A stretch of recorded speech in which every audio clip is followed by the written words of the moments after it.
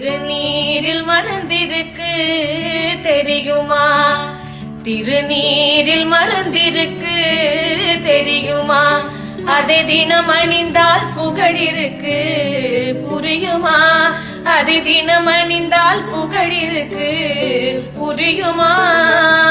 முருகன் திருநீரில் மருந்திருக்கு தெரியுமா?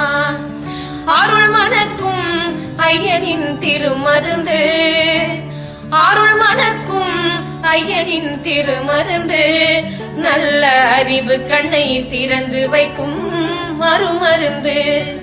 அருள் மணக்கும் ஐயனின் திருமருந்து, நல்ல அறிவு கண்ணை திறந்து வைக்கும் அருமருந்து. அன்பு வழியில் வாழ வைக்கும் பெருமருந்து.